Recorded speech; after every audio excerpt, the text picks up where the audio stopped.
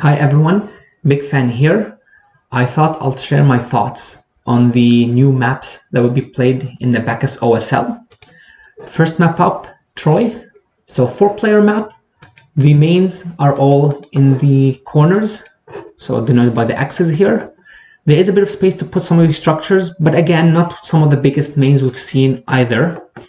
Now, in terms of expansion, Unacha is right through the assimilators. So you can kind of see by the arrows as well you go through, you can take your expansion right here, so your second base as well.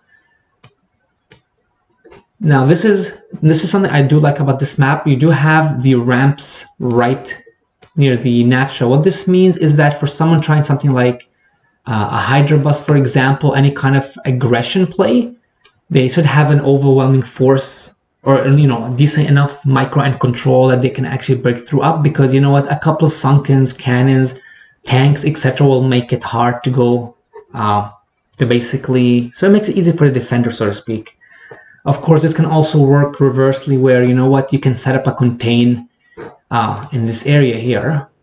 So you can set up a contain here, tanks and vultures, Hydra lurker in the later part of the game, even just zealot goon storm, basically like with high templars or even reavers. So this obviously has to be factored in by the players when they are playing the game. Now, third bases, there are a couple of potential ones depending on the race you might that you are playing. So I mean, there is the third bases close to the main. So what makes these interesting is, again, there's no land access here. So the only way you can attack these, either you have to have air units or you have to use things like drops, so to speak.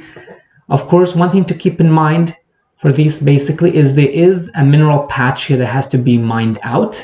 I'm not personally certain on what the amount is, but a couple of probes or a couple of SCVs will probably mine that out. So it's not the greatest of concerns. I would say the benefits outweigh the risks here. Once you've taken a third, fourth, obviously could be any of the other 4 bases. So I'm just going to mark these by 4. Now, if you've noticed, I've talked about the assimilators very briefly, and for anyone who remembers ASL 4, we did have the map Gold Rush, where players will actually break the assimilator to kind of contain their opponent or affect what units can actually move in and out. I'm not sure if we'll be seeing that this much on this map, just because it's a little different architecture-wise to Gold Rush, because a lot of those players were breaking it just to prevent their opponents from coming in through a back door. But we'll have to wait and see. 2 other points just to make for this map is, if you take a look at just down here, basically, you have the 2 ramps here, and you have the whole center here. So what this potentially means is that there is enough room to obviously micro and dodge storms, plague, swarms, etc. But this also means that you can actually set up surrounds as well, even like as a zero player as well. So we'll have to see again if any of this stuff takes place. So this is our first map, Troy, pretty straightforward. Should be very interesting. So the next map I'm going to be talking about is going to be Demon's Forest. And for anyone who has watched ASL 7, Whiteout is probably the one the closest that comes to it in previous years. So this is a 3-player map. You have your mains here, so there's 1, 2, and 3. You have the expansions in the back. So you can take this as your expansion. And make things even better, there is the ramp here to try and actually help you defend. So again, area aggression might be less common on these maps. The question becomes, what do you do in terms of taking your 3rd and 4th base and such? And I will show you that in just a second. One thing I do want to mention again, mains are pretty big, so I can kind of see, a Terran or a Protoss just plopping down, 6 racks or 6 gateways and such. Now, expansion-wise, there is the option going sideways or going right through the doodads. Same thing here as well. There is benefits and risks to either. I mean, it's much easier to obviously take this base in the sense that there's no doodads here, so it's not going to affect the pathing. Although this is closer, that does give you the benefit there.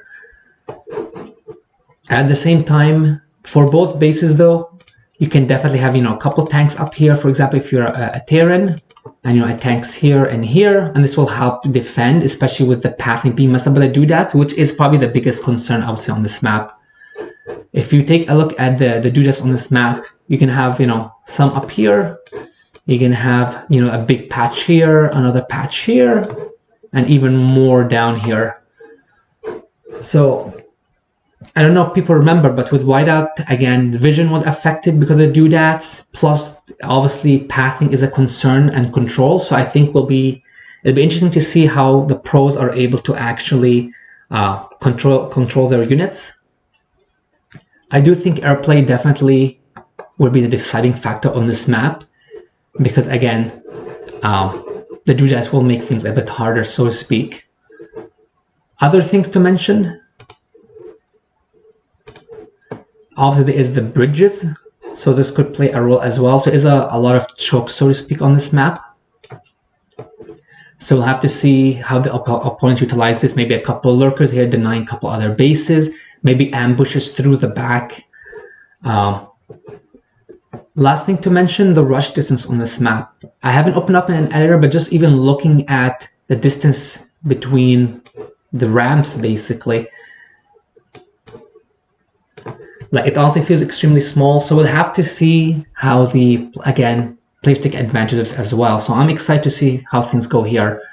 So that's it for both maps. Thank you for listening, guys, and hope you'll tune in to the future cast of the 2008 Bacchus OSL.